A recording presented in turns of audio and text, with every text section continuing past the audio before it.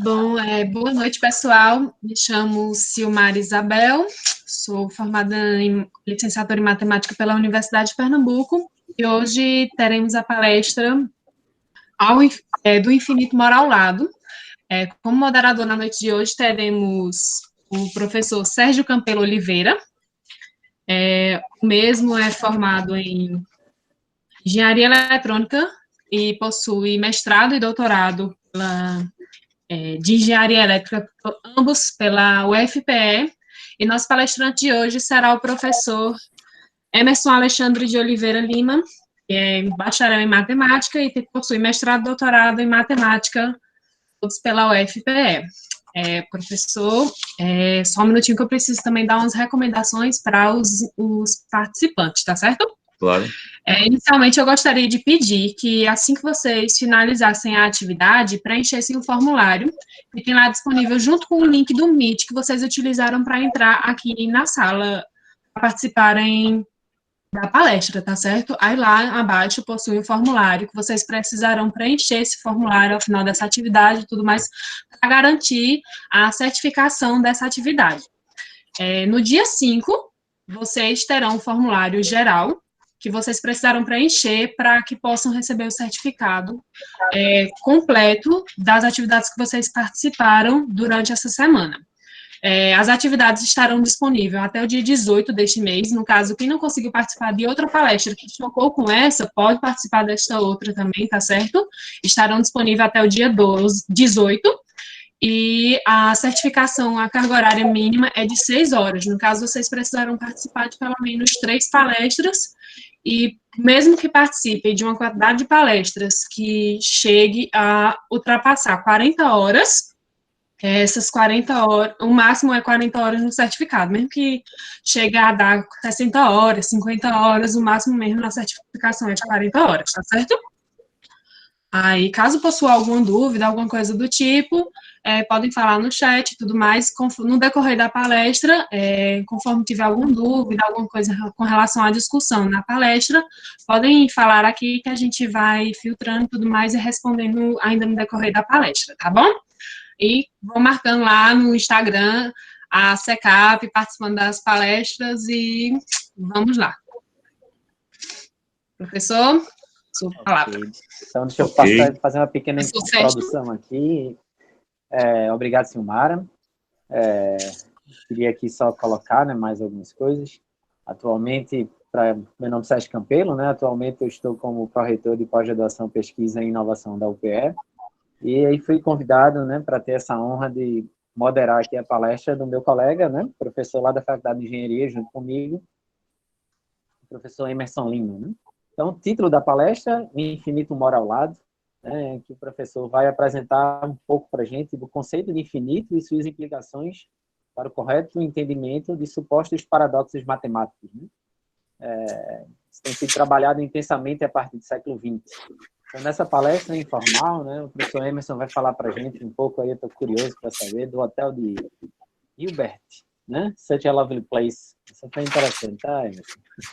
E sobre um pouco de eventos de probabilidade zero, mas que acontecem, né? Segundo aqui a descrição que ele nos colocou. Então, Emerson, por favor, fique à vontade aí de fazer sua palestra. E acho que a gente pode depois, então, pegar as perguntas que forem chegando, a gente vai colocando, né, para o palestrante, e eu possivelmente terei algumas. E aí, como uma recomendação adicional, a que Silmara colocou, que todos ficassem com os microfones fechados. E, Silmara, você como organizadora da sala, tem a opção de fechar os microfones dos palestrantes, né? Para a gente evitar ruídos do áudio, né? Seria interessante. Então, professor Emerson, por favor, fique à vontade. Muito obrigado. Ok. Então, primeiro, obrigado pelo convite que foi feito pelos organizadores do evento. Eu fico realmente muito feliz, é um tema que eu gosto muito de conversar. Eu vou pedir logo desculpas a vocês, porque eu estou gravando isso de casa, então, aqui na frente tem um bar, e de vez em quando vocês vão ouvir uns barulhos estranhos, então não se preocupem, é o pessoal do bar brigando, tá certo? Então, também quero agradecer a presença do professor Geraldo, um amigo, todas as horas, e que tem prestigiado muito nossa universidade, tá certo? Professor Geraldo de Albany. Então, ok, deixa eu colocar aqui a palestra para apresentar, e antes de começar a palestra, deixa eu falar um pouquinho da motivação dela. Primeiro, vocês vão me desculpar em outra coisa, eu adoro jogos de palavras, então, essa palestra vai ser cheia de joguinhos de palavra absolutamente, como é que chama? Absolutamente sem noção. Então, o primeiro deles é o título da palestra. Como é que surgiu essa palestra, tá certo? Eu estava lendo um livro sobre aritmética transfinita, teoria de categorias, uma área de matemática que costuma estudar isso, e aí meu filho me perguntou a respeito do que é que eu estava lendo. Eu disse, não, estou lendo sobre infinito. E a pergunta dele, mas o que é que tem para saber sobre infinito? Infinito não é infinito e acabou? Não é só isso? Então, bem, aí eu pensei que não, e na verdade matemática tem essa característica, tem assuntos em matemática que são extremamente interessantes, mas saem de moda. Aliás, antes de eu continuar, vocês estão vendo meus slides, não estão? Sim. Pronto, perfeito. Então, tem assuntos de matemática muito bonitos, mas que acabam, de alguma maneira, saindo de moda, e eu acho que isso tem a ver com o fato dos matemáticos estarem sempre tão preocupados em avançar a teoria, que às vezes a gente não passa para a geração seguinte a beleza de assuntos específicos, e esses assuntos acabam se perdendo. Eu costumo lembrar de uma vez que eu estava na Universidade de Waterloo, e eu acho que era um congresso de topologia, alguém citou que todos os grandes topólogos do mundo estavam naquele congresso, então se houvesse qualquer problema ali, se caísse um meteoro, acabava a topologia nas próximas décadas do mundo. E isso é característico de todas as áreas de matemática. Então, o que é que a gente vai falar? A gente vai falar nessa palestra um pouquinho sobre infinito, sua história, vamos falar também sobre algumas questões envolvendo o Hotel de Hilbert e outros paradoxos matemáticos, tá certo? Vamos falar de alguns paradoxos específicos sobre a matemática e pesquisas da teoria. Então, como uma breve linha do tempo, tá certo? O conceito de infinito é um conceito bem antigo, tá certo? Os debates acerca da natureza do infinito são bem anteriores a Platão e Aristóteles, e era uma constante nas escolas gregas. O debate era sempre um debate mais voltado à filosofia, no sentido de tentar entender o que é que significa exatamente a infinitude. No século V a.C., vieram os paradoxos de Zenão, que são os paradoxos do movimento, e isso gerou um certo horror ao infinito na filosofia grega, de tal maneira que o conceito de infinito começou a sofrer exclusão, no sentido de que ele não era mais tão estudado ou tão discutido entre os contemporâneos da filosofia grega nos séculos antes de Cristo. Veja que isso atrasou bastante o desenvolvimento da teoria, porque só na Renascença, lá por volta do século XV e XVI, é que o tema foi retomado nas ciências. Em particular, na obra Acerca do Infinito, do Universo e dos Mundos, de Giordano Bruno, ele argumentou que o universo era infinito e que continha um número infinito de mundos, todos sistemas solares heliocêntricos, habitados por seres inteligentes. Foi por causa desse conceito, e isso é um folclore que existe muito na história da ciência como estudada no ensino médio, de que Giordano Bruno foi perseguido por conta da visão heliocêntrica. Não foi o caso. Não é porque ele acreditava no heliocentrismo que a teoria dele foi perseguida, mas por conta dessa afirmação de que a grandeza de Deus só poderia ser corretamente entendida se você imaginasse que o universo, além de infinito, tinha infinitos mundos, cada um deles com seres inteligentes que louvavam a Deus. Então, é por conta dessa exposição de Giordano Bruno, que o homem não era o centro da criação divina, que ele foi perseguido. Bem, no livro Discurso Matemático de Demonstrações, Galileu também discute o infinito, levantando uma questão que a gente vai trabalhar mais tarde, que é o seguinte: que conjunto é maior, o conjunto dos números inteiros ou o conjunto dos quadrados dos números inteiros? E isso é uma questão interessante, porque se a gente parar para pensar, os números inteiros eu tenho 1, 2, 3, 4, etc. E os quadrados são 1, 4, 9, 16, 25, etc. Claramente, o conjunto dos quadrados está contido no conjunto dos inteiros, dos naturais. No entanto, você pode fazer uma correspondência bionívoca.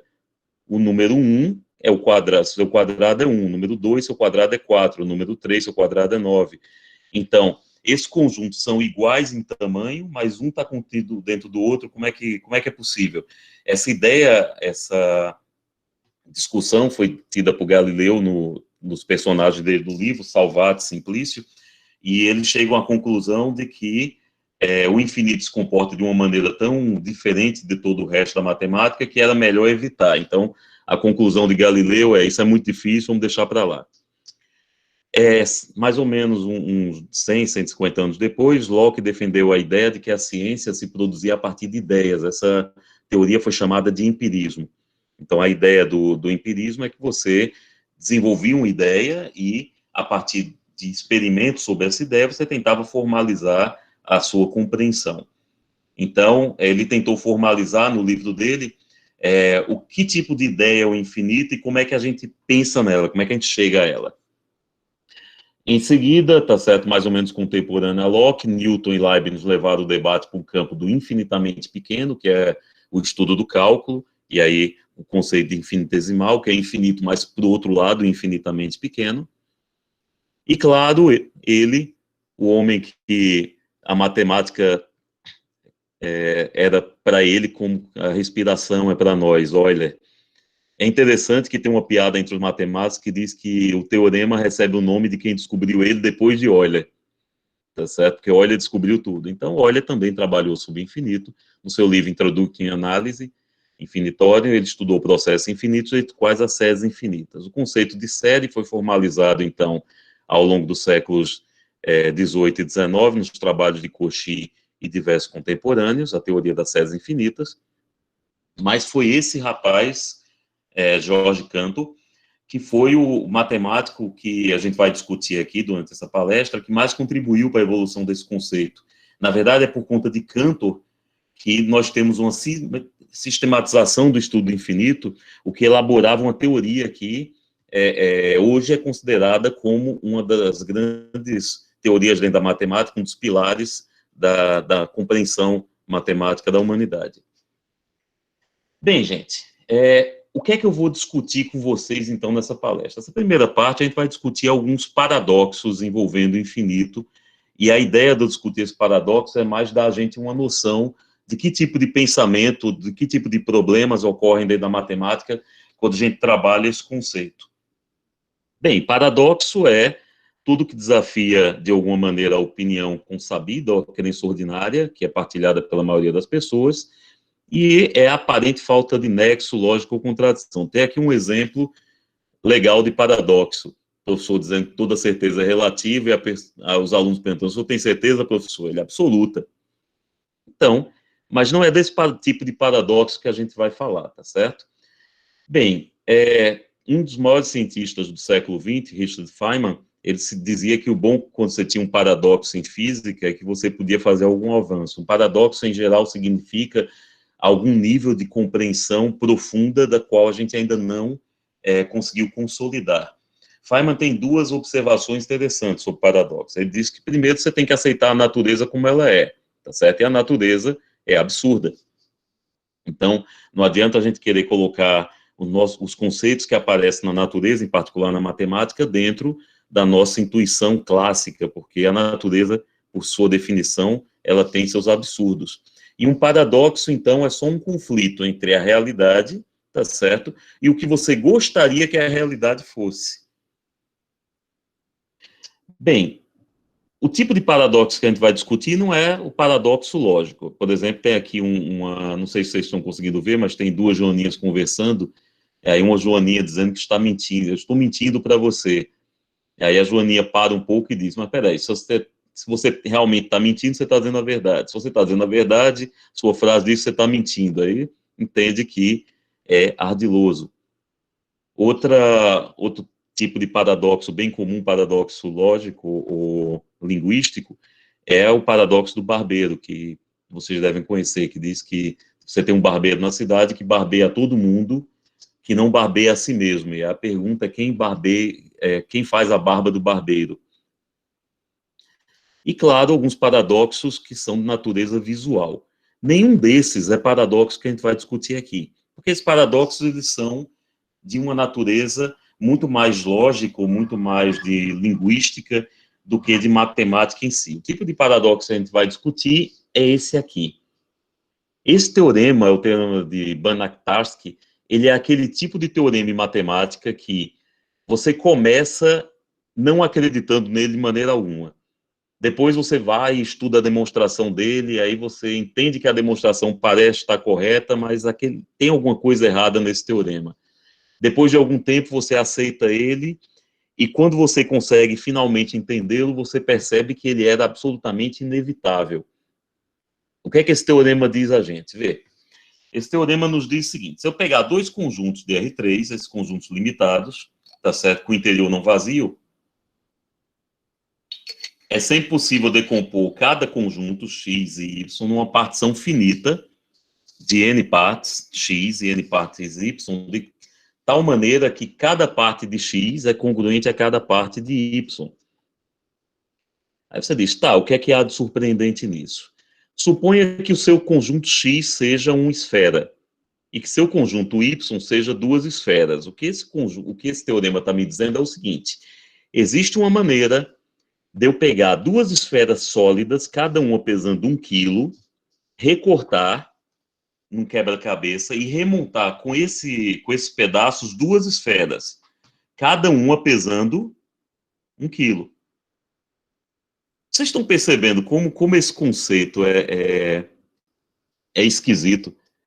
Quer dizer, você tem uma esfera de 1 quilo de massa, você quebra essa esfera, tá certo, em uma pedaceira enorme, emenda essa pedaceira enorme e cria duas esferas, cada uma com o mesmo quilo de massa, ou seja, você de 1 quilo passou para 2, eu tinha uma bola de 1 quilo de ouro, agora eu tenho duas bolas com 2 quilos de ouro no total. Quer dizer, isso não parece ser possível, não parece nem sequer ser lógico, mas é uma consequência quase que imediata do axioma da escolha. Eu não vou demonstrar esse teorema, mas vou mostrar algo que meio que dá uma intuição de por que esse teorema tem que ser verdadeiro. Esse teorema, inclusive, já entrou no que a gente chama de popularização da matemática, quando ele já começa a aparecer até em desenho animado. Não sei se vocês conhecem esse desenho, chamado Futurama. Esse é o cientista, Dr. Pensworth, e ele criou uma máquina. Essa máquina é a máquina de Banach-Tarski, que tira uma cópia, que pega, você coloca alguma coisa dentro dela e ela gera duas cópias daquela coisa. E o decorrer desse episódio é só brincadeira e confusão envolvendo essa possibilidade. Mas é uma possibilidade bem real. É claro que a gente sempre imagina, algo como o teorema de Banach-Tarski é o tipo da coisa que não pode acontecer na realidade. Bem, vamos dar uma olhada aqui no paradoxo da biblioteca infinita, ou biblioteca de Babel. Bem, Mark Twain diz uma frase que eu acho interessante. Ele diz que uma biblioteca você sente que algo misterioso está acontecendo, você parece que meio que absorve a sabedoria só porque está perto dos livros. Vamos dar uma olhada o seguinte. Como é que é esse paradoxo da biblioteca? Vamos supor que você começou com um estante de livros, tá certo? Só para simplificar a nossa vida, todos os livros são escritos só com letra A e B, tá? Não tem nada de diferente aqui se eu tivesse o alfabeto completo. É só para a gente entender o paradoxo. Então, vou pedir a permissão de vocês de imaginar que nosso alfabeto só tem a letra A e a letra B. Então, você vai colocar nessa biblioteca todos os livros possíveis serem escritos com A e com B, tá? Então, você vai ter um livro só, todas as letras do livro são A. Vai ter um livro cuja primeira letra é A e todas as outras, e tem um B e todas as outras são A. Vai ter um livro começa com A, depois vai para A, B, depois continua com A, e assim sucessivamente. Você está exaurindo todas as possibilidades. Essa biblioteca, claro, vai ter infinitos livros. Para organizar a biblioteca, eu vou fazer o seguinte: todos os livros que começarem, que a primeira letra for a letra A, eu vou colocar no estante e vou botar lá um Azinho nela. exatamente como aquelas estantes da biblioteca convencional, onde você, como é que chama, vai pesquisar a biblioteca por assunto, aqui você vai pesquisar pela primeira letra. Claro que você tem uma estante chamada de B, tá certo? São os livros da biblioteca que começam com a letra B, mas que tem todas as possibilidades de Bs e de As também. E aí você olha um pouco para a organização da biblioteca, você como um bibliotecário diligente, você percebe que, poxa, eu não precisava daquele espaço todo, porque vê, todo livro que começa com a letra A tem um livro equivalente, começando com a letra B, absolutamente igual a ele, exceto pela primeira letra. Então, não preciso guardar todos os livros. Na verdade, eu posso jogar fora a estante do A, jogar fora a estante do B e botar uma interrogaçãozinha no lugar da primeira letra e dizer, olha, guarda todos estes livros aqui, e se o cara quiser os livros que começam com A, ele bota um A na primeira letra do livro. E um B, se ele quiser um livro começando com B, na primeira letra do livro. Estão acompanhando? Sérgio, estás acompanhando direitinho? Estou acompanhando. Inclusive, a gente pode pegar aí, teve uma pergunta no chat, aproveitar que fez essa pausa, para tentar responder essa pergunta. Você falou em dois conjuntos. Nesse caso, você tem 3 conjuntos. Não, são 2. Um conjunto de uma bola e um conjunto com 2 bolas. Tá certo? Então, você tem um conjunto de uma bola com o interior não vazio, uma bola sólida. Você desmembrou ela e gerou um outro conjunto, agora com 2 bolas. Então, os 2 conjuntos x e y, x é uma bola e y são um conjunto com 2 bolas. Tá certo? Que é a união das duas. Então, vamos voltar lá para a biblioteca. Beleza, então você está com essa estante aqui. Mas olha, vocês já perceberam que, na verdade, vê o que vai acontecer. Todos os livros, eu não preciso nem botar a primeira letra de volta. Porque todos os livros dessa biblioteca já estão aqui. Porque a segunda letra, eu posso olhar para todos os livros cuja segunda letra é A, apagar a primeira letra e isso vai recuperar a estante A. Então, se eu pegar todos os livros cuja segunda letra é A e apagar a primeira letra, eu recupero exatamente, ó, eu estou aqui, se você olhar, o primeiro livro da biblioteca vai ser Todo Mundo A, o primeiro livro dessa biblioteca, Todo Mundo A. O segundo livro dessa biblioteca, A, BA e Todo Mundo A depois. A, BA e Todo Mundo A depois, está aqui. A mesma coisa para a estante B. Então, eu posso apagar as 2 primeiras letras. Mas espera aí, nada impede, então, de eu apagar as 3 primeiras letras, ou as 4, ou qualquer conjunto finito de primeiras letras. Então, na verdade, a biblioteca, uma biblioteca infinita, de alguma maneira, já reproduz aquela história que eu estava falando das esferas, né? Porque você pode remontar as 2 estantes com base apenas em um estante da qual você jogou fora a primeira letra. Então, claro, isso não é a demonstração do teorema de Banach-Tarski, é uma demonstração bem mais interessante, que utiliza um axioma chamado axioma da escolha, mas meio que dá uma ideia a gente de por que o teorema de Banach-Tarski parece ser inevitável. Bem, mas não é o único caso que a gente tem de paradoxos envolvendo infinito. Existe um conceito chamado conceito de normalidade, aí vem a psicologia, os números são normais, podem ser normais também, tá, gente? Então, o que é um número normal? O número normal é aquele número onde tudo que pode aparecer como sequência aparece. Então, por exemplo, pega o número π. Os primeiros dígitos do número π, 3.14, 15, 18, etc, etc, etc. O número 3 aparece, o número 1 aparece, o número 5 aparece, o número 8 aparece, e se eu continuar a sequência de π, eu vou ver que o número 2 aparece, o número 0 aparece, etc. Todos os dígitos aparecem em π. Mas eles aparecem de uma maneira especial. Se eu olhar todos os dígitos e olhar quantas vezes o número 1 aparece, digamos, entre os 1000 primeiros dígitos, eu vou ver que é mais ou menos 10% das vezes.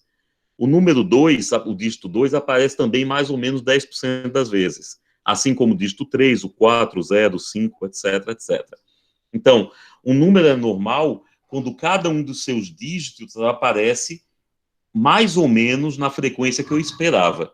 Então, se eu pegar um número racional, ele não é normal em geral, porque um número racional, por exemplo, 1 dividido por 9 é 0.1, 1, 1, 1, 1, 1, etc. O dígito 2 nunca vai aparecer.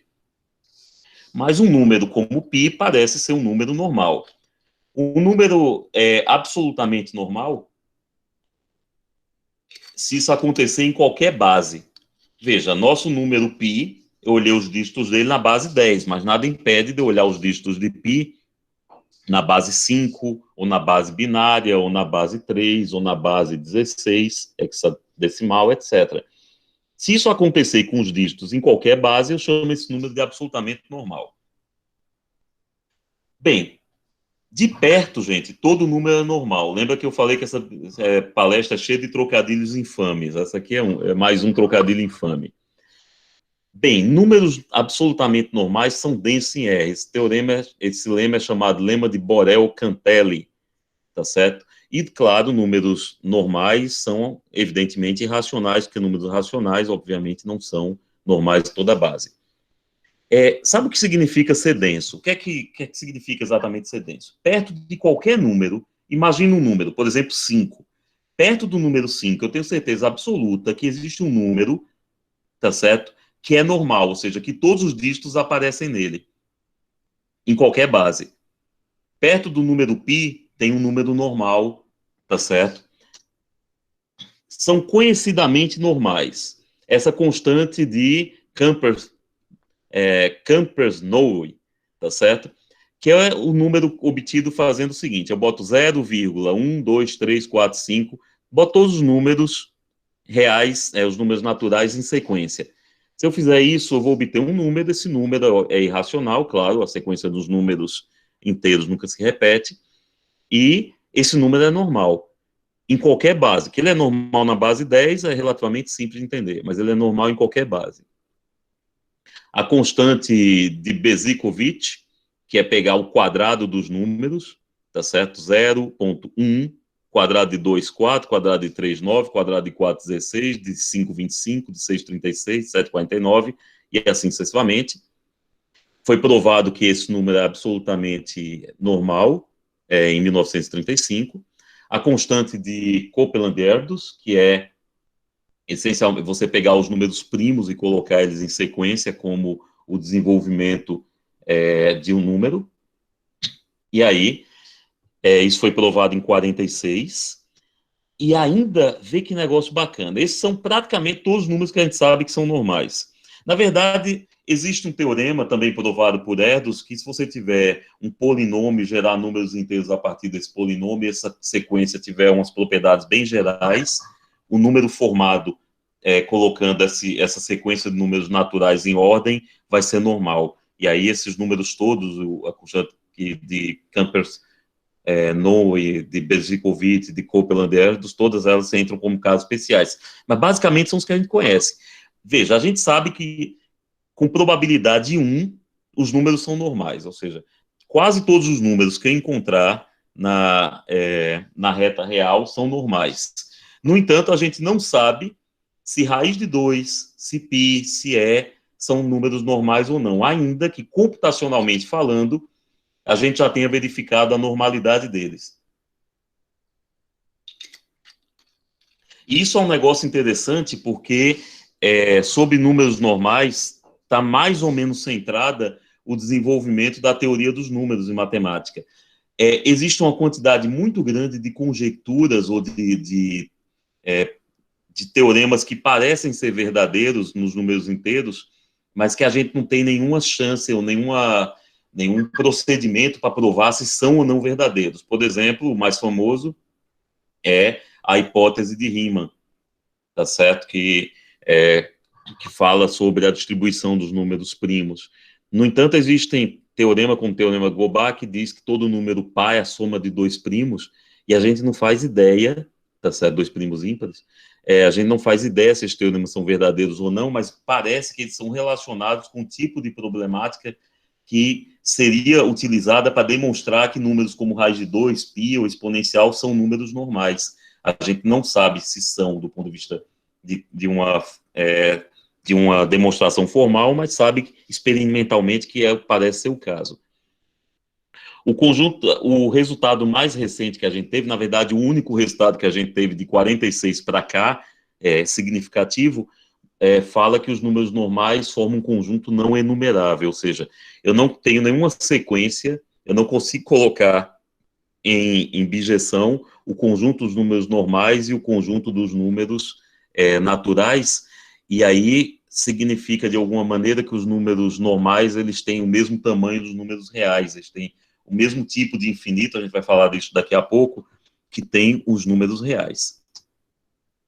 Os resultados mais recentes de construção de números, de outros exemplos de números normais, são de 1992, e ainda não foram demonstrados. Veja, apesar de que de perto todo número é normal, de perto ninguém é normal, de certa maneira. Vocês já ouviram falar desse livro, O Código da Bíblia, e desse outro aí, o Código da Vinci? O Código da Bíblia, quando eu fizer uma pergunta, eu estou fazendo uma pergunta para tu, viu, Sérgio? Estava abrindo aqui o microfone para Deixa aberto. responder. Se eu fizer a pergunta, sempre é para você, porque aí eu vou me sentir conversando com alguém. Vamos lá, que o Código da Vinci eu assisti o filme, tá? O Código da Bíblia eu não assisti. Mas eu queria já aproveitar que a gente fez uma pausa para fazer uma pergunta sobre os números normais. Certo. Como funcionaria a questão nas diversas bases? Porque se a gente olhar para a base decimal e eu pegar um determinado algarismo lá, eu consigo converter ele e ele vai ficar escrito em zeros e uns. Sim. Mas como é que eu faria para fazer uma conversão para uma base maior, por exemplo? Eu teria que pegar um algarismo ou 2 algarismos? Porque se eu pegar sempre um algarismo, eu nunca terei a base 16 vai pesar 16 símbolos, né? Então é por isso que quando se fala aqui na história, você fala do alfabeto de B símbolos, porque, por exemplo, no caso do hexadecimal, você tem os dígitos que são 0 e 9 e as letras A, B até o F. Aí isso forma 16 dígitos, são os 16 dígitos do hexadecimal.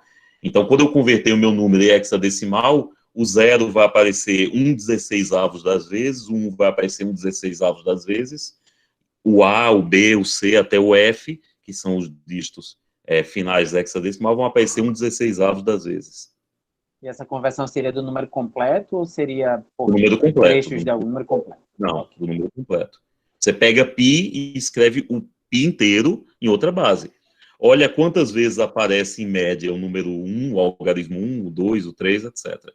Mas, gente, o Código da Bíblia diz um negócio bacana, que ele diz o seguinte, esse rapaz, o Michael Drosnin, ele foi estudar os números que aparecem, ele converteu essencialmente a Bíblia hebraica em números, dá para fazer isso, porque o alfabeto hebraico é um alfabeto numérico, eles têm uma cabala numérica no alfabeto hebraico, e ele viu que várias datas significativas da humanidade apareciam na Bíblia.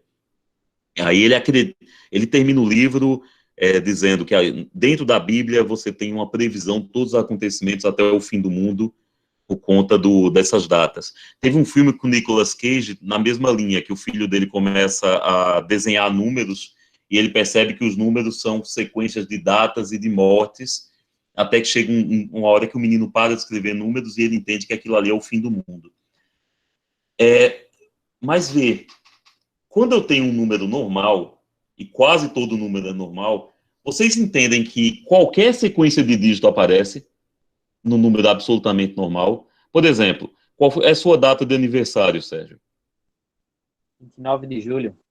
29 de julho, você não quis dizer o ano, tá certo? 77. Então, vamos lá. Você nasceu em 29 de 7 de 77. Tá bom? Essa sequência, 290777, ela aparece em π. Tenho certeza. Essa sequência, exatamente essa sequência, aparece em π em algum momento.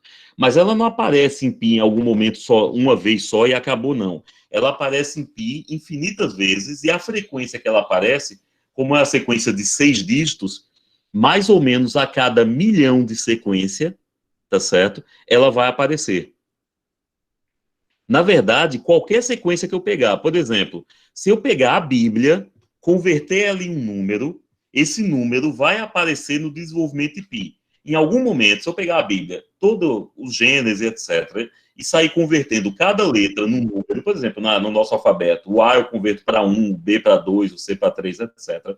Eu pegar todo o texto da Bíblia, transformar isso num grande número, vai ficar um número enorme. Aquele número enorme, ele não só vai aparecer em algum momento lá no desenvolvimento de π, pode demorar, mas vai aparecer, como ele vai aparecer infinitas vezes. E a chance dele aparecer é proporcional ao tamanho dele. Por exemplo, o número de um dígito aparece 1/10 de vezes, o número de 2 dígitos aparece 1/100 de vezes, de 3 dígitos 1/1000 das vezes, etc, etc, etc. O que significa... Emerson, Oi. e se eu posso como interromper? Claro. E se pi, e se um número qualquer que seja que tenha o exemplo de normalidade, mas for uma normalidade por blocos? Não Então existe normalidade por bloco. Eu tô falando, pode ser que não apareça a minha data de nascimento. Não. Se não aparecer sua data de nascimento, é porque o número não é absolutamente normal. Num número absolutamente normal, todas as combinações de dígito aparecem. E com a frequência... Mas para ter normalidade, o conceito não é só aparecer o mesmo número de vezes do número? Não. É que todos os números em qualquer base apareçam. Ah. Então, veja, em pi, gente, aparece, isso é um negócio bacana, porque em pi não aparece só o número 1, o 0, o 1, o 2, o 3, etc. Vai aparecer qualquer número que eu queira, de qualquer tamanho. E ele vai aparecer infinitas vezes. Isso não é uma característica apenas de pi, isso é uma característica possivelmente de raiz de 2, do número neperiano, e, na verdade, como a maioria, como todos os números essencialmente são normais, os números que a gente conhece que não são normais, eles são a exceção, eles não são a regra. E isso é outra característica psicológica do infinito. Vê, algo que parece absolutamente outstanding, algo que parece absolutamente impossível de acontecer, é o que mais acontece. O que a gente entende como normal, que é um númerozinho comportado, é exatamente o que não acontece. É mais ou menos como eu ensino cálculo ao pessoal, eu digo, olha, a maioria das funções, ela não é sequer contínua, quanto mais diferenciável. Mas a gente só estuda funções que não são só contínuas, como são diferenciáveis, como são infinitamente diferenciáveis. E parece que isso é o universo, quando, na verdade, a gente está estudando a exceção da exceção da exceção da exceção, mas é o que a gente pode fazer. Mas veja, e essa é a beleza dessa história de normalidade. Se um número é normal, tudo aparece dentro dele. Qualquer número é normal, essencialmente. A maioria dos números é normais. O que significa, então, moçada, psicologicamente falando, qualquer coisa aparece em qualquer número. Qualquer livro, todo conhecimento da humanidade está contido dentro do pi. E está contido dentro de qualquer número irracional, essencialmente. E aí, qual a implicação filosófica disso? A implicação filosófica é que não existe só um código da Bíblia. Existe um código de qualquer livro grosso. Se eu pegar esse livro aqui, tá certo? Que é relativamente grosso, transformar esse livro num número, esse número vai ser irracional, transformar ele, pegar 0 ponto e botar todos os dígitos dele, todas as letras dele na forma de dígitos, esse número vai ser irracional, quase com toda certeza ele é um número normal e quase com toda certeza qualquer data vai aparecer dentro dele. Então essa brincadeirinha que esse rapaz fez com a Bíblia funciona com qualquer número grande. E aí deixa de ter a magia quando a gente sabe disso, porque a gente, sem saber disso, imagina que existe algo de muito especial com algum livro, como a Bíblia, Corão, etc., quando, na verdade, existe algo de muito especial, sim, tá certo? A Bíblia é o livro que definiu a civilização ocidental, mas não é porque não tem nenhum código escondido lá dentro. Na verdade, qualquer código está escondido dentro de qualquer livro, porque isso é que é ser absolutamente normal. Esse rapaz aqui talvez seja um excelente exemplo. O livro Nostradamus é tão comprido, é tão grande, que qualquer coisa que você queira acaba encaixando nele de alguma forma, que é exatamente o conceito de normalidade. Mas isso você pode fazer qualquer previsão que você queira fazer. Exato, e com qualquer livro. Se eu pegar esse livro de algoritmos, transformar ele em código numérico, todas as previsões que eu puder imaginar, possivelmente vão estar lá. Se ele for grande o suficiente, todas as previsões vão estar lá. Essencialmente é isso que essa história diz. Mas, ó, gente, essa nossa incompreensão do infinito, aí vê, o que é que a gente já trabalhou? Se eu tiver uma biblioteca infinita de livros, eu posso tirar quantas letras eu quiser e eu continuo com a mesma biblioteca, tá certo? É um paradoxo que a gente acabou de ver, que era o de Banach-Tarski, diz que, essencialmente, as coisas, matematicamente falando, nada é diferente de nada, porque 1 quilo de ouro é matematicamente transformável em 2 quilos de ouro. Isso é muito esquisito. A gente vai voltar a isso, não se preocupem. Mas essa nossa incompreensão do infinito não é só porque é infinito, não. Qualquer coisa que seja suficientemente grande, nossa mente não está feita para compreender. Vê isso. A gente sempre imagina, quando a gente pensa em Cleópatra, algo meio que associado às pirâmides do Egito, não é verdade? Acontece que Cleópatra está mais perto da gente, tá certo? É mais ou menos contemporânea, tem uma diferença de uns 40 anos para Cristo. Cleópatra está muito mais próxima de nós do que ela estava próxima da construção da última pirâmide. Então, e a gente não consegue imaginar isso. De uma outra maneira, a gente sempre pensa, por exemplo, que passou muito tempo, quer dizer, que o Brasil foi descoberto há um tempo consideravelmente longo, parece infinito, e quando a gente pensa nos Estados Unidos, a gente pensa sempre que é uma grande potência que vai ficar aí como grande potência um tempo infinito também. A gente não imagina os Estados Unidos deixando de ser uma grande potência. No entanto, Roma foi uma grande potência por 1.200 anos, e do Brasil, da descoberta dele, e essencialmente a descoberta dos Estados Unidos até agora, passou-se 520 anos. No caso dos Estados Unidos, 528. Então, tem 3 vezes mais tempo, desde a descoberta que o Império Romano foi o Império Romano, tem 3 vezes mais duração do que o tempo que transcorreu desde a descoberta do Brasil ou dos Estados Unidos até agora. Então, pode ser que os Estados Unidos seja uma grande potência durante muito tempo ainda, tá certo? Mas a gente não tem essa noção, não sei se vocês estão entendendo o que eu estou querendo dizer, é que essa noção de grandiosidade, ela meio foge à nossa percepção. A gente imagina que as coisas que estão acontecendo agora são as mais importantes de todas, e que as coisas que aconteceram no passado acabam sendo um passado tão longínquo, mas, na verdade, essas coisas são um pouco mais difíceis de compreender. Por exemplo, uma coisa bastante difícil de compreender é corrupção. De 2000 a 2015, a estimativa é que houveram 100 bilhões de desvio de verbas públicas em esquemas de corrupção. Aí eu pergunto a vocês acham que isso é muito dinheiro ou isso é pouco dinheiro? 100 bilhões de desvios, né? Se a gente multiplicar por Gedel Vieira Lima em média, é uma graninha razoável, né? É uma graninha razoável, concordo com você bastante. E a gente pensa, e hoje em dia nem se assusta mais, né? Porque a gente às vezes ouve que houve uma operação da Polícia Federal que pegou alguém que tinha roubado 10 milhões. Né? 10 milhões é besteira, parece pouca coisa. O que cada folha de papel moeda, moçada, tem aproximadamente 0,075 milímetros. O que significa o seguinte: se eu empilhar em notas de R$100, esses 100 bilhões foram roubados, isso dá 75 quilômetros de altura. Já pararam para pensar nisso? Toda vez que eu penso em corrupção, eu penso na altura das notas. Talvez seja por isso que queiram criar a nota de 200, né, para diminuir um pouco.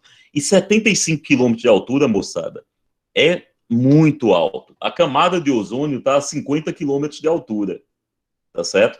Os aviões comerciais voam a 11 quilômetros, então o avião bateria assim na primeira, sei lá, nos primeiros 15% da pilha é onde os aviões bateriam.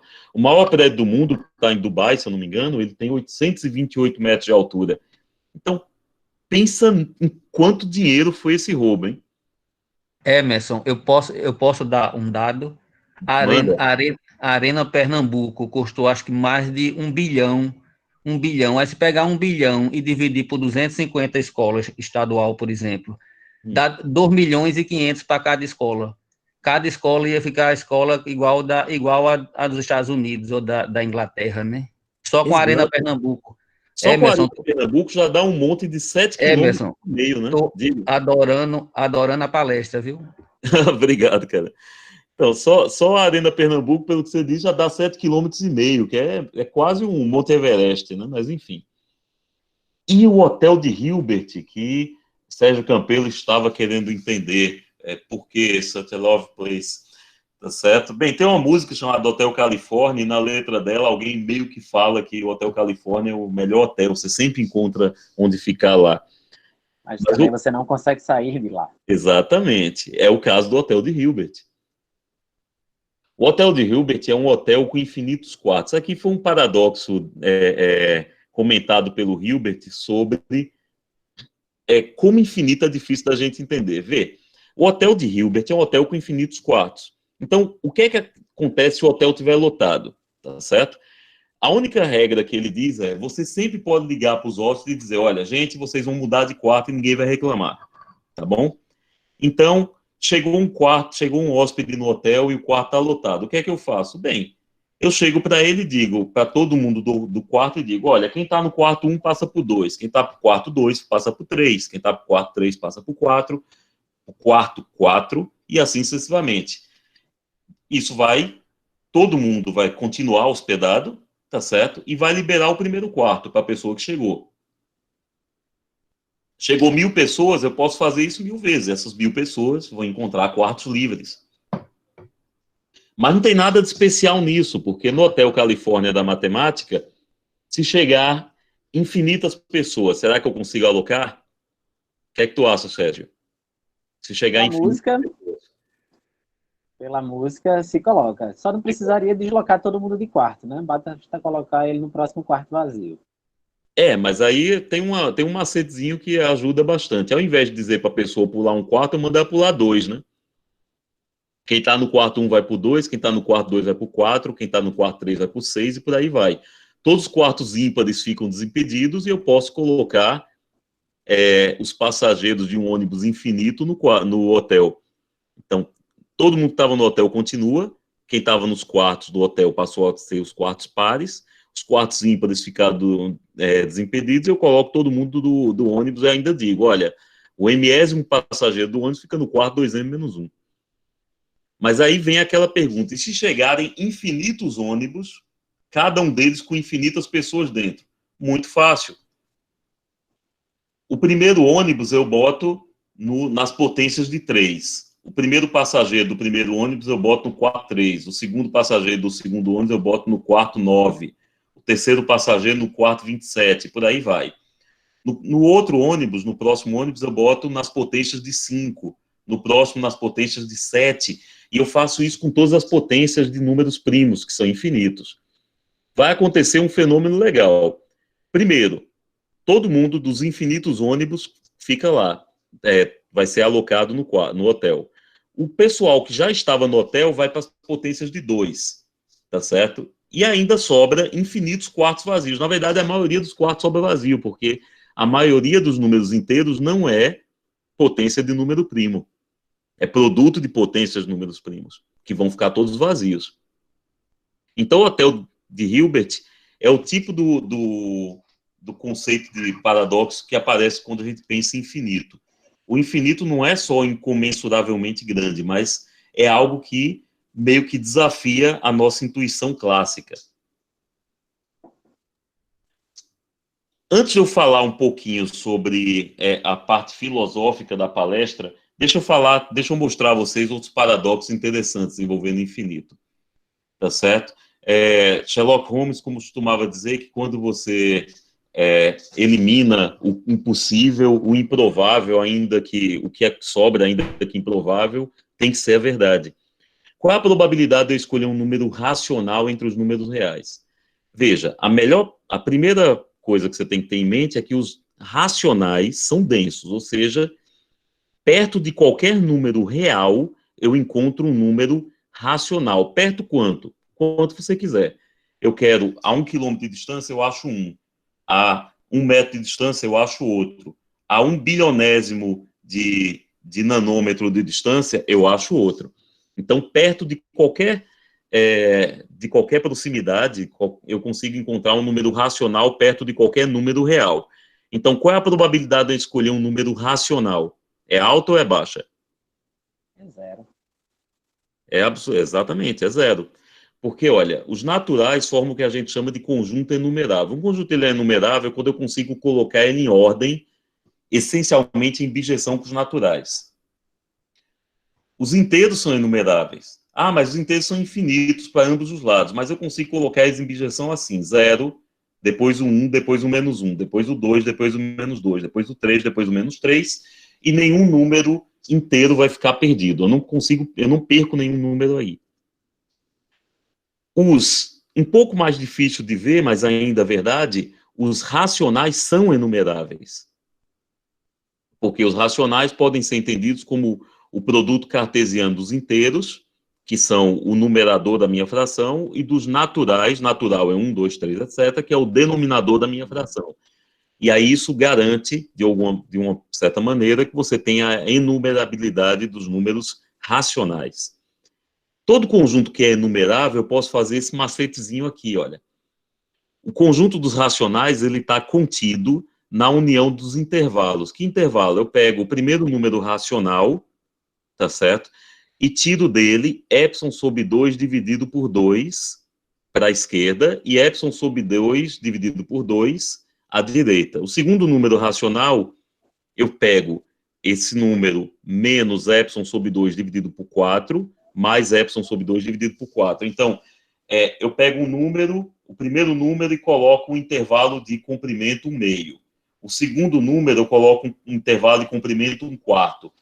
Esse número aí, quando eu tirar ele dos números reais, esse intervalo, ele vai tirar aquele número QI e vai tirar um bocado de gente, tá certo? Mas de uma maneira, ele vai tirar muito mais do que precisa, mas de uma certa maneira ele vai tirar todos os racionais da jogada. Concordam? Uhum.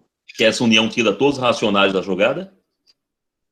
E qual é o tamanho disso?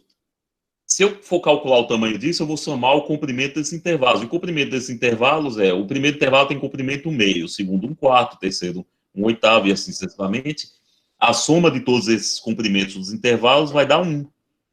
Como eu estou pegando o intervalo de comprimento epsilon, esse epsilon é livre, eu posso escolher epsilon igual a 1 bilionésimo de nanômetro, e a união desses intervalos, no final, vai ter esse tamanho, 1 bilionésimo de nanômetro, e na verdade, se eu pegar a reta, então, para tirar todos os racionais da reta, eu não preciso tirar ninguém, porque esses intervalos todos que eu tirei, eles têm um comprimento tão pequeno quanto eu queira. Moral da história, a probabilidade de escolher um número racional tem que ser 0. Então, um número racional é algo que a probabilidade dele é 0, mas ele vai acontecer infinitas vezes.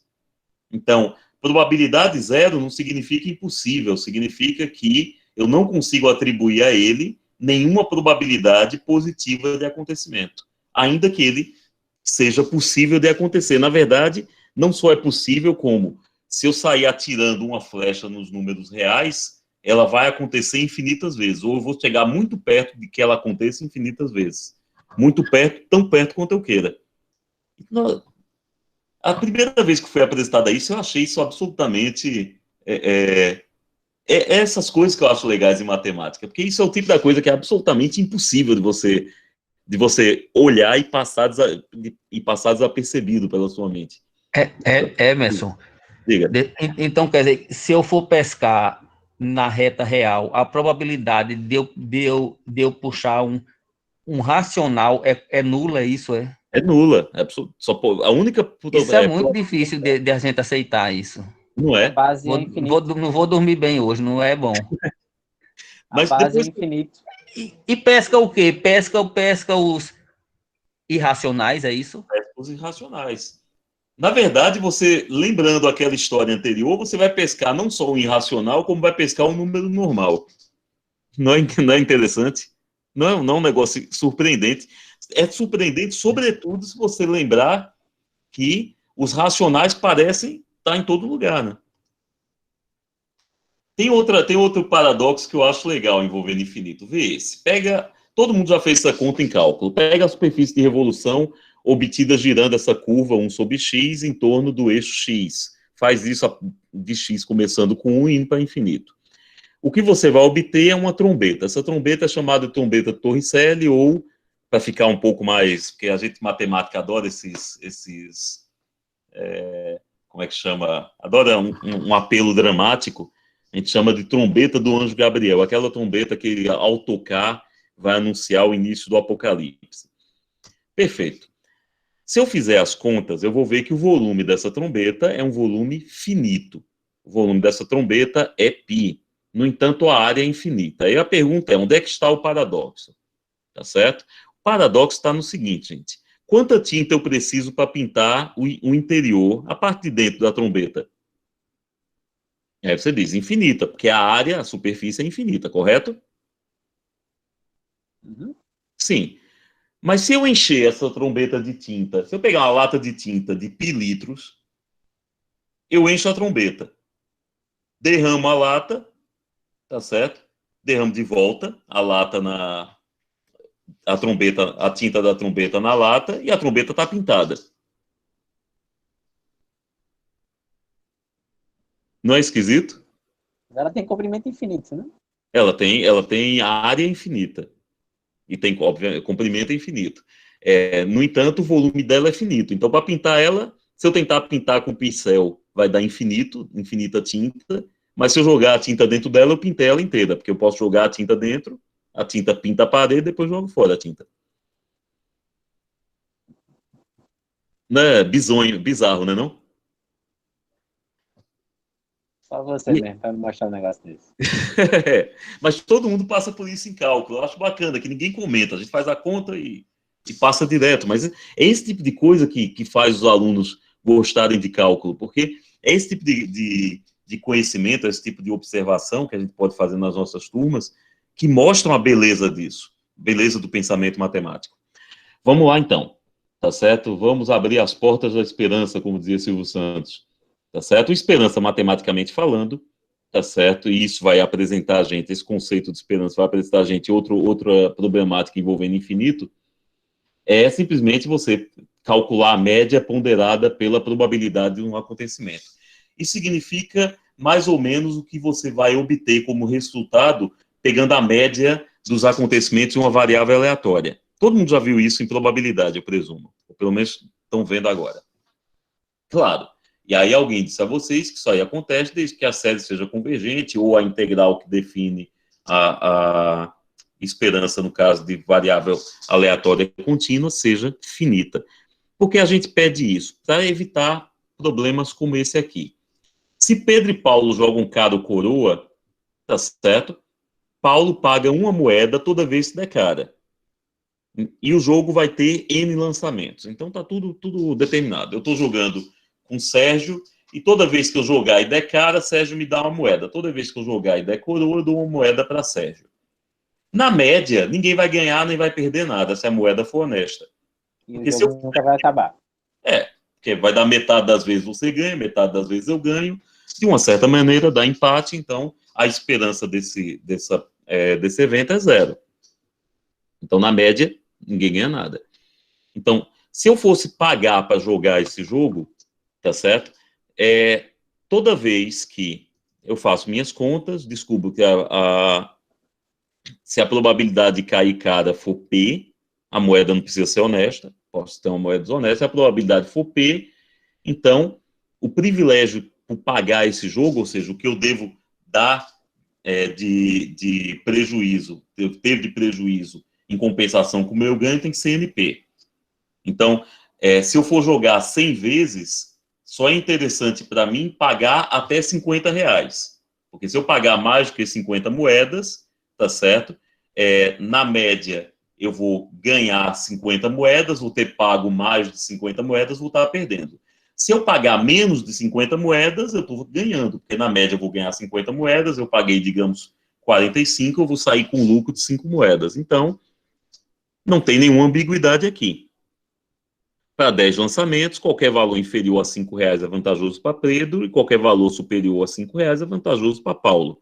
E é exatamente esse cálculo de esperança que os cassinos usam para ficar com o dinheiro. Isso, na verdade, a probabilidade de quando eu jogo uma roleta, a probabilidade da casa ganhar não é muito maior do que de eu ganhar, tá certo? Ela é só por conta da existência lá daquela casa verde, né, que é a casa 00 da roleta.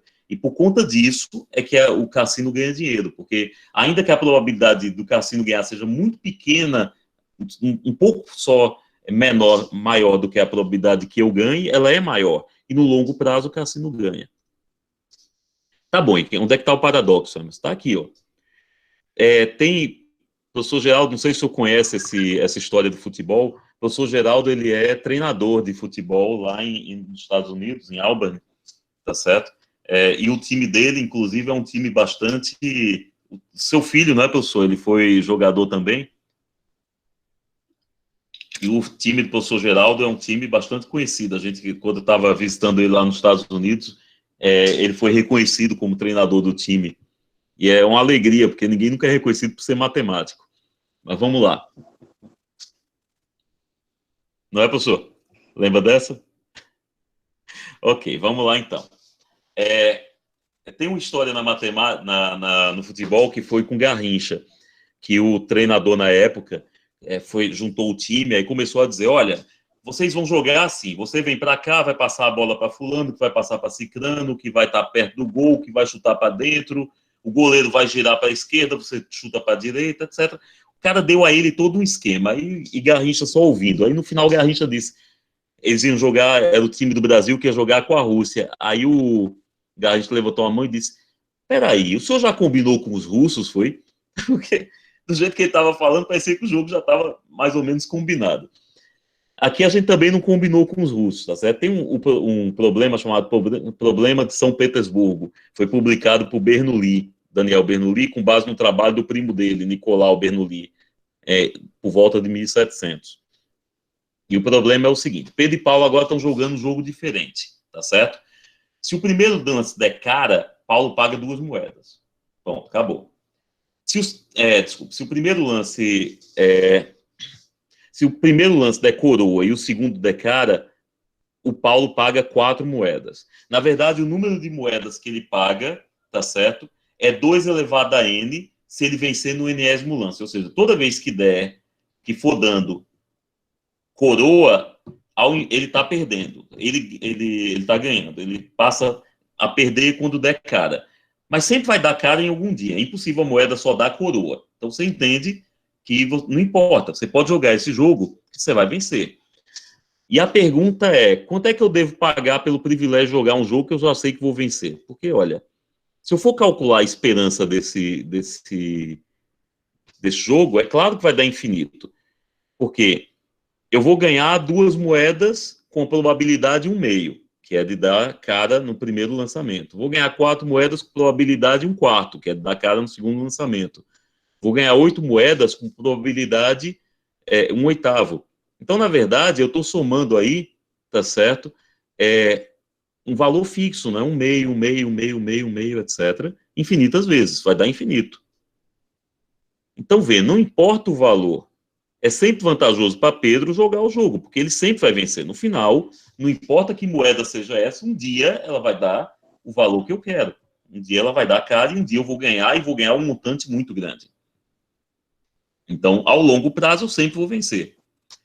Mas tem alguma coisa esquisita nisso, porque a psicologia tem até... A gente vai ver um livro de estudos de psicologia sobre essa nossa percepção. Aliás, eu acho que eu tenho um livro aqui que chama Aleatoriedade.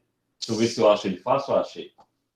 O bom de ter a livraria organizada é isso. Esse livro aqui chama Aleatoriedade, tá certo?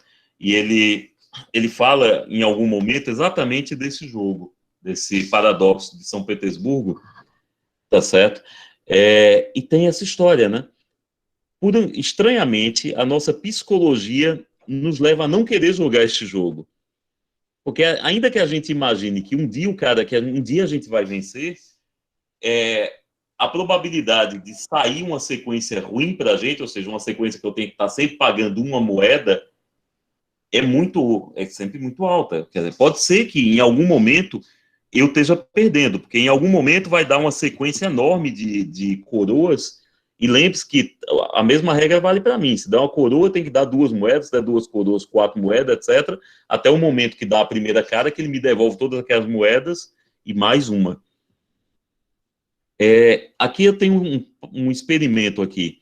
Se eu for jogar, sei lá, até em torno de 4.000 vezes, vai haver sempre uma média de 5 caras, de 5 coroas caindo antes de cair a primeira cara, tá certo? E isso vai gerar, assim, perdas para mim na ordem de 2 elevado à quinta. Se eu tentar jogar uma partida, e essa probabilidade de aparecer sequências longas de coroa vai aumentando na medida que o número de partidas cresce. lá por volta de 20 mil partidas, vão haver sequências de 8 coroas antes de aparecer uma cara. Isso vai aparecer muitas vezes. Então, o que é que significa isso? Significa que se eu for jogar um número suficientemente grande de vezes, eu vou perder muito dinheiro antes de eu ganhar muito dinheiro. E, de alguma maneira, se você for jogar isso no computador, as pessoas sempre desistem logo.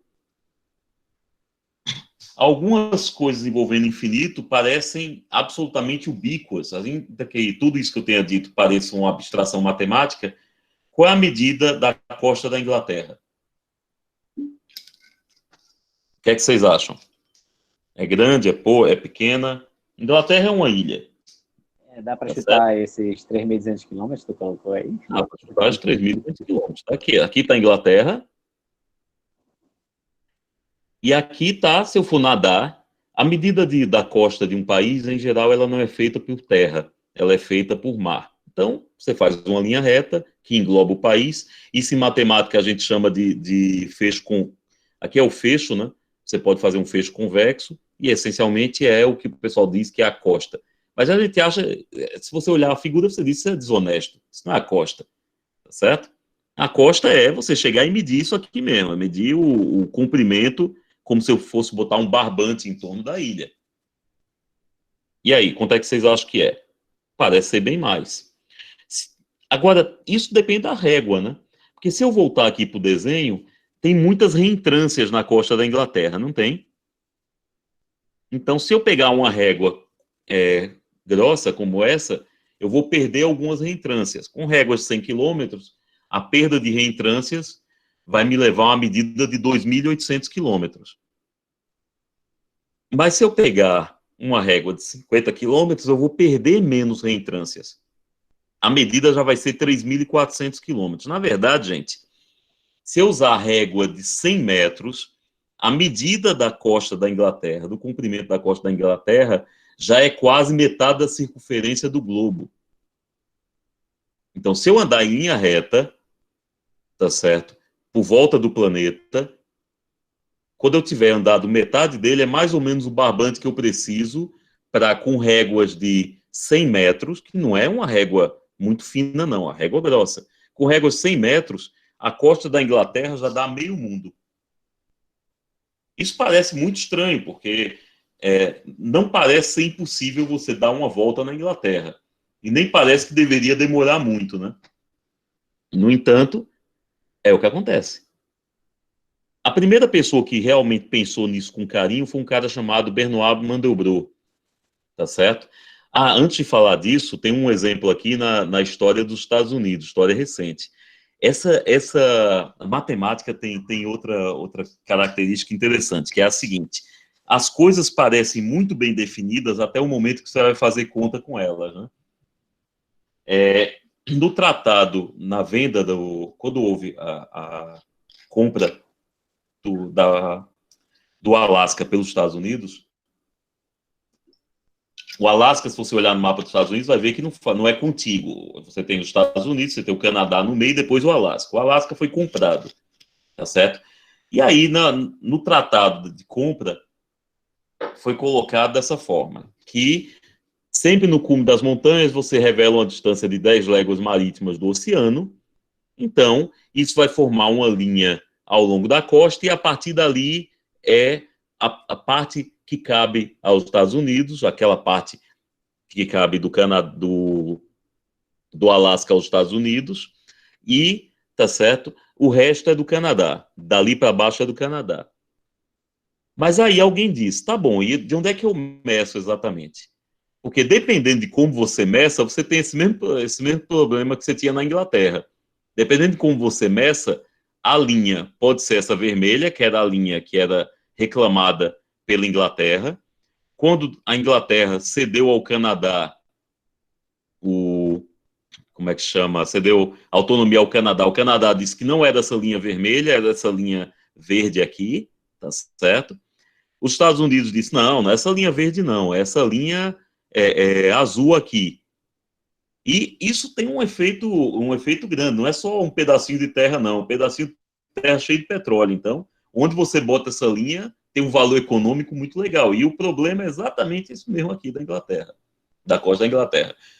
Depois de alguma porrada, o pessoal chegou à conclusão, botaram aquela linha amarela, e seja o que Deus quiser, mas não tem nada a ver com o tratado que foi assinado. Então, a história de você colocar em palavras não significa que você consiga colocar em contas depois.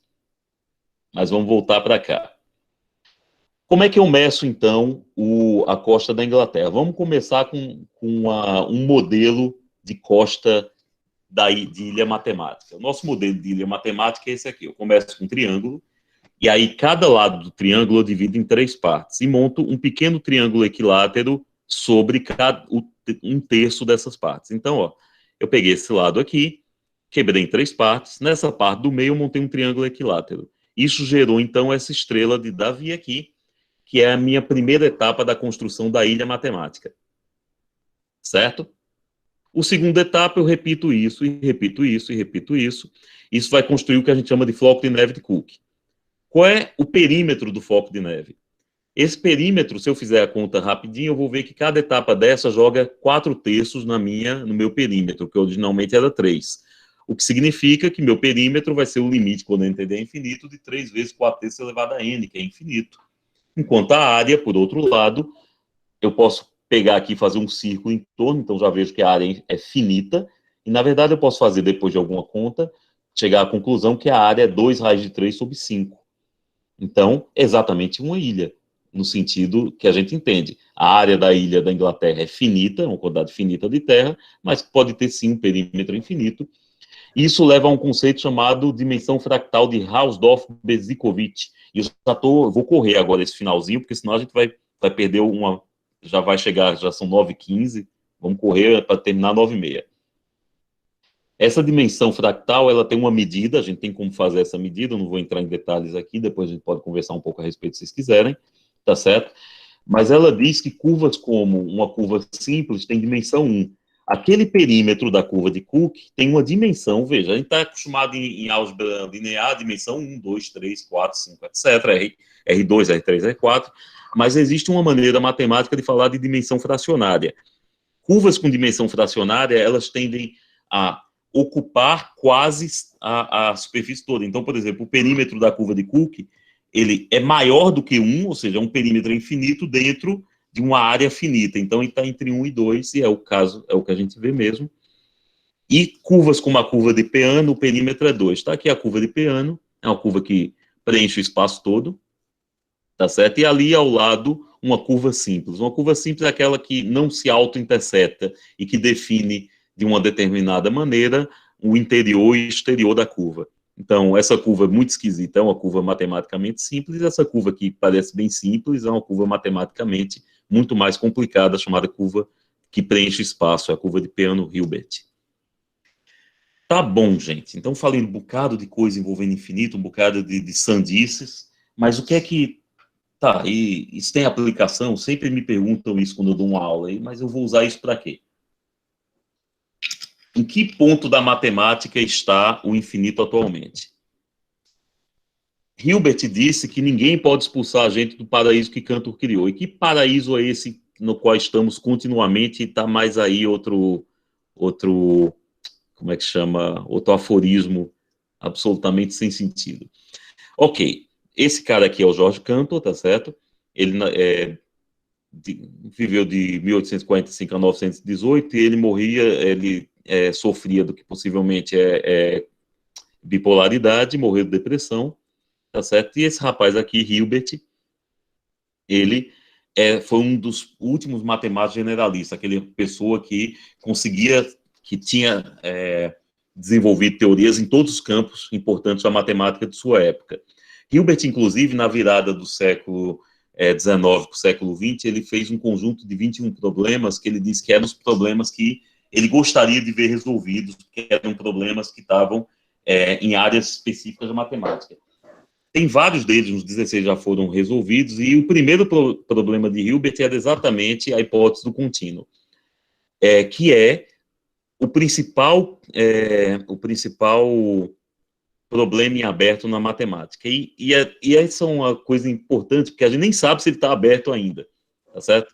Para vocês que ainda estão começando os estudos, um problema chamado em aberto, quando eu não consigo quando eu não resolvi. E a gente não sabe se a gente resolveu, veja como é esquisito. Qual a hipótese do contínuo? Bem, em 1887, Cantor propôs isso aqui, tá certo? Ele diz que tem a mesma cardinalidade de B quando existe uma bijeção entre A e B. Então, entre os naturais e os inteiros, eu tenho uma bijeção. Então, eles têm a mesma cardinalidade. A é menor do que B quando existe uma função injetora, não necessariamente bijetora, tá certo? Mas uma função injetora de A para B garante que A tem cardinalidade menor ou igual que B. E aí, o teorema de Cantor, a conjectura que ele colocou, é que se A tinha cardinalidade menor ou igual que B tinha cardinalidade menor ou igual que A, então A tinha a mesma cardinalidade de B. E note, eu não estou falando de números finitos. Então, o conjunto dos naturais tem uma cardinalidade menor do que a dos reais. Por quê? Porque todo natural é um real, mas nem todo real é natural. E eu consigo fazer uma função injetora, uma função que, para cada natural, obtenha um número real diferente. Mas eu não consigo fazer uma bijeção, tá certo? E isso tem implicações matemáticas bem interessantes. Isso só foi demonstrado algo em torno de 10 anos depois, pelos trabalhos de Bernstein. Parece uma coisa óbvia, mas está longe de ser óbvio, e a gente usa uma hipótese chamada axioma da escolha, por Bernstein e Schroeder, tá certo? E hoje em dia isso é conhecido como teorema de Cantor-Bernstein-Schroeder. Cantor demonstrou que conjuntos infinitos podem ter diferentes cardinalidades. A cardinalidade dos conjuntos naturais é Aleph zero, essa letra é Aleph. É a primeira letra do alfabeto hebraico. A dos reais é Aleph 1. Tem como você definir Aleph 2, 3, etc., e brincar com esses números. Você pode ter todo um aritmético, e era o que eu estava estudando, que meu filho perguntou o que era, e que, para explicar, deu origem a essa palestra. Tá certo? Existe toda uma álgebra envolvendo cardinalidades infinitas. Então, nem todos os infinitos são iguais, e muito pior. Tá certo? Os infinitos a gente não sabe exatamente quantos tem. Os números Aleph são diferentes do infinito que a gente estuda na álgebra ou no cálculo, porque os infinitos do cálculo são números ordinais, tá certo? Enquanto as medidas desses números Aleph são números cardinais. Números infinitos que a gente estuda no cálculo são o limite extremo da reta real estendida. Bem, usando o axioma da escolha, tá certo? Eu posso demonstrar que qualquer conjunto não vazio de números cardinais possui um menor elemento, o que significa que os números cardinais têm uma boa ordem. E qual é a hipótese do contínuo? A hipótese do contínuo existe alguma classe de cardinalidade entre os naturais e os reais? Existe algum conjunto infinito que não seja enumerável, mas que também não tenha cardinalidade dos reais? A gente não sabe. Na verdade, Cohen demonstrou que, se você utilizar os axiomas de construção de conjuntos de Zermelo e Frankel, que essencialmente é a teoria clássica dos conjuntos, e você colocar o axioma da escolha, que é os axiomas DFC, você consegue mostrar que a hipótese do contínuo não leva a contradição, se for verdadeira, nem se for falsa. E a pergunta que fica hoje isso é ou não é solução para o problema de Hilbert? Quer dizer, a gente precisa perguntar se existe ou não alguma classe de infinito, tá certo, entre os naturais e os reais. E a resposta que foi dada tanto faz. Se existir, não é contraditório, se não existir, não é contraditório. Há quem diga que isso resolveu o problema, há quem diga que isso não resolveu o problema. E, na verdade, a teoria dos conjuntos deveria ter axiomas adicionais capazes de resolver o problema, e isso gerou o que Gödel chamou de teoria da incompletude. Na verdade, não importa como eu crie a teoria dos conjuntos, independente dos axiomas que eu bote, sempre vai aparecer alguma coisa que eu não consigo demonstrar que leva à contradição se for verdadeira, nem se for falsa. Então, eu tenho que escolher. Na matemática, ou eu escolho coerência, o mesmo teorema não pode ser demonstrado como verdadeiro ou falso no mesmo conjunto de axiomas, ou eu escolho completude, não tem como ter os dois. Então, tá certo, a gente não sabe nem sequer se esse problema está em aberto. E eu tenho o seguinte, essa aqui é uma lista de problemas matemáticos envolvendo infinitos em aberto. Números normais Se a gente conseguir resolver problemas de determinar se dado número é ou não é normal, meio que a gente resolveu os problemas que estão em abertos em aritmética, em teoria dos números. Quase todos estão relacionados à nossa impossibilidade de entender o desenvolvimento em determinadas bases dos números inteiros. A hipótese do contínuo nos levaria, se nós conseguíssemos demonstrar ou não, nos levaria a avanços na compreensão, por exemplo, tá certo, de teoremas de completude de Gödel e de outros axiomas, do que é necessário para a axiomática de teoria dos conjuntos. E aqui, vocês lembram daquele primeiro problema, uma bola de 1 quilo, dando origem a 2 bolas de 1 quilo também? Lembra desse, logo no início, e teorema de Banach? Questionando a respeito da conservação de massa. Ah, mas aí é que tá certo? A gente acredita que a conservação em massa exista, porque, bem, funcionou até agora. Mas no LHC, no colisor de hadrons, possivelmente estão acontecendo violações, estão sendo ainda verificadas, a massa de dados é muito grande, violações na conservação da massa. Mas pior ainda, essa violação de conservação da violação da massa, de violação da conservação da massa, tá certo? Parece estar associada ao mesmo tipo de construção do teorema de Banach-Tarski.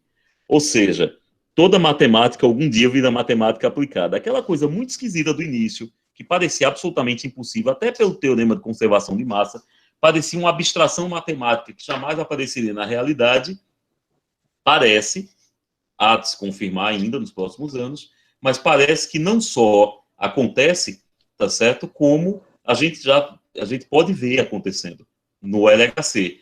Mas aí eu pergunto, essa conservação de massa, eu não vou fazer o trocadilho não, tá? Que eu não vou conseguir falar essa hora da noite. Mas não seria a questão da energia atômica, semelhante ao que está na bomba atômica, da massa se transformando em energia? Quando eu falo massa, eu falo massa. Você não teria conservação de massa? Quando eu falo massa e energia. Então, na verdade, tá violando conservação mesmo. Se você pegar a energia e a massa envolvida, você obtém mais no final do que tinha no início. Tudo bem, parece um paradoxo para a gente, tá certo? Mas, primeiro, matematicamente é inevitável, pelo teorema de Banach-Tarski, tá certo? E já aconteceu uma vez, né? No início o universo não era nada, de repente tem massa pra caramba. Então essa violação de massa já aconteceu em algum momento. Talvez o processo de criação do universo tenha sido um processo de Banach-Tarski. No futuro talvez a gente descubra como fazer, a gente sabe que teoricamente é possível, talvez no futuro a gente descubra como na prática fazer isso e nossos problemas de dinheiro acabaram, né? Ou não. Você está propondo... Emerson, está propondo rebatizar a teoria do Big Bang? Sim, poderia, né? Eu acho que seria mais interessante. Banach-Tarski é um negócio até bonito de falar, né? Não? Mas, enfim. Eu não vou arriscar. Bem, gente, e tem muitos problemas em aberto na psicologia, filosofia, teologia e nos limites do pensamento humano, tá certo? Na verdade, esse foi um livro publicado em 2011, tá certo? Pela Universidade de Cambridge, tá certo? Que Novas Fronteiras de Pesquisa no Infinito, sobre o infinito. Assim, eu separei alguns artigos ali, só para falar do título de vocês. Esse livro tem 5 partes. A primeira parte é na história, a segunda parte é perspectivas do infinito na matemática, avanços em matemática, avanços técnicos envolvendo teoria do infinito, perspectivas na física e cosmologia, e a última parte, perspectivas na filosofia e teologia. Estudar infinito não é só uma tarefa matemática, ela tem muito também da nossa percepção da realidade, como, por exemplo, essa percepção de que coisas como conservação de massa, se nosso entendimento do infinito está correto, e ele está, tá certo? Assim, a gente não tem nenhuma razão para não acreditar que ele esteja, se essa nossa percepção do infinito, que parece uma coisa muito teórica, muito viajada, etc., essa compreensão pode levar a avanços, inclusive em áreas que não são relacionadas à matemática, mas até a qual é o limite do conhecimento, da percepção do conhecimento humano. Se vocês tiverem interesse, está aqui o livro. Eu separei só alguns artigos interessantes. O primeiro artigo é infinito como conceito transformador em ciência e tecnologia, a matemática, o conceito de matemática infinito, tá certo? Sinais de aviso do possível colapso da matemática contemporânea, que é exatamente essa história de será que o conjunto de axiomas que a gente confia e trabalha, será que eles precisam ser reformulados de alguma maneira? Cálculo conceitual, tá certo? Muito melhor do que muito mais simples de entender do que a aritmética original do infinito de Cantor. Infinitos cosmologia, e esse artigo, Deus infinito, tá certo? Muitos das provas matemáticas da existência de Deus se baseiam na nossa percepção ou no nosso entendimento do infinito. Tem uma prova, inclusive, no desenho dos Simpsons, que Homer, ele pega uma prova, ele adquire um QI alto, e ele prova que Deus não existe matematicamente. Aí ele coloca isso nos carros, ele sai colocando isso na para-brisa dos carros, e aí Ned Flanders, que é um religioso convicto, lê aquilo, aí ele olha assim, aí, não, isso não pode ser verdade, aí ele vai pegar um papel e caneta, vê que matematicamente é verdade e se desespera. Mas ele não precisava ficar desesperado, tá certo? Na verdade, matemática está muito mais para provar que Deus existe do que não existe. Emerson, só mais uma pergunta sobre o teorema aí, o novo nome do Big Bang. Se, de certa forma, ele contesta a conservação de massa, inviabiliza toda a parte de química e engenharia química que se baseia muito em balanço de massa. Tem interrupção pequena agora. Ela arrodeou para o outro lado. Minha gata está tocando terror aqui no aluno. Vamos lá. Não, de uma maneira geral, não, né? Porque, na verdade, não é que a violação, não é que a lei da conservação de massa deixou de valer, mas é que a nossa compreensão dessa lei aumenta. A gente vai entender em que contexto ela vale, em que contexto ela não precisa valer. Então, de repente, a gente pode descobrir que para viabilizar o estudo da gravidade quântica, a gente precisa largar esse conceito, que é um conceito do nosso cotidiano. Por exemplo, no nosso cotidiano, a gente nunca vai ver algo parecido com biblioteca infinita. Tá certo? Então, na verdade, a teoria física que a gente trabalha no dia a dia, ela não deixa de valer porque minha compreensão aumentou e eu descobri que, em contexto de mais alta energia, ela não precisa necessariamente valer. Entendeu mais ou menos Entendi. Esse é exatamente o que me levou a fazer engenharia e não matemática. Mas veja, matemática é um negócio bacana, porque você nunca vai ficar entediado. Quando você estiver entediado, eu já estudei tudo, eu já estou entendendo bem o negócio, aí você abre um outro livro e descobre que você não entendeu nada. Certo? E se você quiser estudar infinito, levar isso a sério, você pode ir para a Noruega, tem um centro dentro do Departamento de Filosofia, História e História de Artes, Ideias, etc., que trabalha só infinito e matemática. Esse projeto tenta um desenvolvimento sistemático e filosófico, tá certo? Dos diferentes pontos de vista do infinito em matemática. É um instituto todo dedicado a isso, e eles publicam uma quantidade interessante de trabalhos, e muitos dos quais levam os conceitos de filosofia de matemática, ou de história da matemática, a um outro nível de compreensão.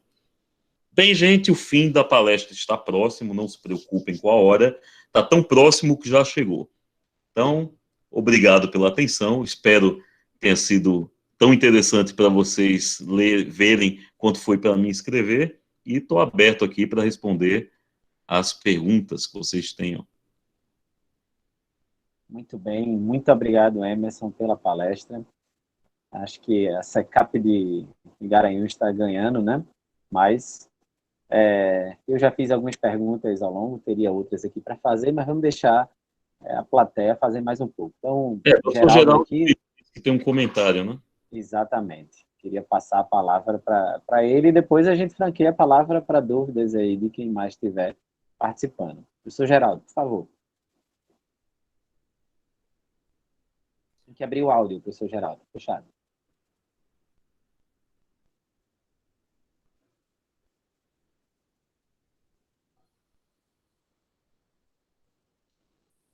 Professor, só precisa clicar no Silmara, você pode abrir o áudio do professor Geraldo, por favor? Eu acho que foi Silmara que fechou. Silmara? Mas ele conseguiria reabrir, mas Silmara também consegue reabrir. Obrigado, Maurício. Abri agora. Pronto, perfeito. Agora, estamos ouvindo. Bom, eu gostaria de fazer um comentário. Primeiramente, uma palestra excelente. Adorei Obrigado. a palestra, tá certo? E eu coloco em termos um pouco paradoxos, né, uma palestra simples, porém complicada. Tá? O que é interessante nessa palestra aí, que você envolveu muita teoria profunda de matemática, né? Você envolveu a teoria da medida, isso quando você falou da probabilidade zero, que em termos de integração significa que aquele conjunto é desprezível, que não serve para nada, e é que é um paradoxo muito grande, porque os racionais é quase todos os reais, mas quando você trabalha com ele, ele tem medida zero, como você falou, que medida seria a probabilidade zero, tá certo? Isso é muito interessante. Outra, eu estava dando uma aula hoje para os africanos e quis mostrar para eles que as funções contínuas no 0,1, intervalo close 0,1, é isométrico, é o mesmo, como continuous function, as funções contínuas no intervalo AB, fechado, tá certo? E o estudante perguntou se ele podia colocar menos infinito e infinito. Aí eu disse para ele, ó, aí a confusão começa, né? Tá certo? Exato. Porque o infinito, né, pelo menos em termos de análise, se é uma quantidade grande, não é um número, não tem graça, né? Tá? Eu sempre que vou a Recife, como você sabe, eu dou uma palestra nos colégios públicos sobre o poder do saber. E, de vez em quando, eu dou 1 ou 2 ou 3 problemas interessantes para ver a reação dos estudantes. E um dos problemas que eu dou constantemente, interessante que alguns alunos, mesmo que eles não estejam no nível, eles fazem comentário positivo, é esse. Eu peguei 2 estudantes. Eu digo, olha, você vai correr 1 quilômetro. Esse outro, você vai correr 1 quilômetro. Volta. Na próxima, você vai correr meio quilômetro. Volta. Tá certo? Então, agora, esse aqui vai correr 1/4. E você vai 1/3. Volta. Esse aqui vai correr 1/8. Esse daqui vai correr 1/4. Tá certo? Uhum. Você continua fazendo isso a vida toda. Quem correu mais? É interessante que alguns estudantes sempre dizem que um meio ao quadrado, 1 meio ao coisa, vai ser um número finito. E muitos dizem, não, vai ser 2. Então, não importa, a vida toda que você passa é 2. Porém, o outro, você vai ter 1 mais 1 meio, mais 1/3, mais 1 coisa, é infinito. Uhum. E que é difícil dos estudantes entenderem isso, né? Isso eu estou falando para estudantes que são realmente do colégio, né? Quer dizer, colégio no significado do ginásio ou primário. Na minha época, é ginásio e primário. Eu estou aqui nos Estados Unidos há 40 anos. É o ensino médio. Ensino médio, né? Então, isso é muito interessante, a sua palestra é muito interessante, e minha experiência com lidar com o infinito é não lidar com o infinito, certo? Porque as explicações e as coisas são realmente... Você colocou de um ponto de vista filosófico, colocou de um ponto de vista matemático, colocou de um ponto de vista profundamente em análise matemática, em álgebra. Se você entendeu muitos dos teoremas que você mencionou e muitas coisas, é muito profundo ali. Você envolveu a medida de Hausdorff, tá certo? Que é uma medida muito, muito interessante uma coisa. Foi muito bonita a palestra, valeu meu tempo que está aqui, tá certo? E parabéns aí para esse conjunto de palestras que vocês estão dando aí, foi excelente. Esse é o meu comentário. Obrigado. Alguém tem mais algum comentário, alguma pergunta, alguma dúvida e gostaria de acrescentar na palestra? Eu tenho. Emerson, Quando a gente pensa assim, infinito, tudo, alguma vez lhe angustia o fato de a vida ser tão curta? Rapaz, é sempre. Mas é história, tá certo? Eu acho que a vida, no final das contas, só tem muito, só tem sentido pra gente porque ela é curta mesmo, tá certo? Acho que se fosse às vezes alguém me pergunta assim, se de repente tivesse uma coisa tipo Black Mirror, né, que você pudesse transferir sua consciência e viver eternamente dentro de uma máquina, se eu ia querer algo assim. Eu acho que seria um inferno. Tem um conto que eu acho fantástico, que as pessoas descobrem a imortalidade e depois de algum tempo sendo imortais, os cientistas começam a estudar loucamente pela procura do Santo Graal, que é voltar a ser mortal, tá certo? Então, eu acho que sim, a vida é curta, mas eu acho que ela é interessante porque é curta, e coisas como esse paradoxo de infinito, ou a matemática, de uma maneira geral, tornam ela extremamente interessante e divertida. A gente nunca fica entediado quando a gente estuda o que a gente gosta, seja engenharia eletrônica, seja matemática, seja física, seja o que quer que seja, tá certo? E saber que existem essas coisas, que ainda que a gente não vai estudar, mas saber que existem essas coisas e que a capacidade humana é de tal maneira que a gente consegue entender coisas como essa, eu acho absolutamente surpreendente e fico muito feliz de estar vivo nessa época. Então, não fico angustiado, certo? Ao contrário, fico bastante feliz. Muito bom. Pelo menos aqui no chat não temos mais perguntas, só felicitações. Eu coloco aqui, acho que minhas felicitações, aprendi mais um pouquinho sobre infinito, e eu concordo com o professor Geraldo, que não é bom entrar muito nisso daí, mas já fiz Filosofia isso. É melhor não olhar muito para isso. Já fiz isso no vestibular, quando eu marquei aquele quadradinho ali onde tinha engenharia, e não marquei o quadradinho próximo onde tinha matemática, né? Apesar de que em todos eles, né, se você olhar aquele quadradinho de perto, eu sempre faço essa piada, ali está escrito, né, eu abro mão da minha sanidade mental, dos meus finais de semana, né, em prol de fazer as atividades dos professores. Se você olhar com a lupa, né, a nível infinita, é isso que estava naquele quadradinho que você marcou, né? A gente não prestou atenção e ficamos aqui a ver infinitos, né? Emerson, foi muito boa a sua palestra, eu acho excelente. Eu devolvo a condução para a Silmara. Se tiver mais alguma coisa, e se a Emerson quiser fazer alguma colocação final, só passar para vocês, satisfeito. se tiver interesse nos slides, eu passei para a Silmara, tá certo, ela pode repassar para vocês. Entendeu? Eu gostaria de ter uma cópia do Vilar. Gostei muito, né? Pronto. Eu gostaria, primeiramente, de agradecer ao professor Emerson pela disponibilidade, pela palestra, uma excelente palestra, inclusive, e muito obrigada. O senhor contribuiu bastante com a nossa SECAP, com o nosso evento, uma contribuição acadêmica muito grande, e, mais uma vez, gostaria de agradecer a você pela sua participação. Reforçando aos inscritos que estão assistindo, lembre-se de preencher o formulário que consta lá no finalzinho, a mesma página que vocês entraram aqui para assistir a palestra, lá tem um link com o formulário para vocês preencherem para poder garantir a carga horária das atividades de vocês nos certificados.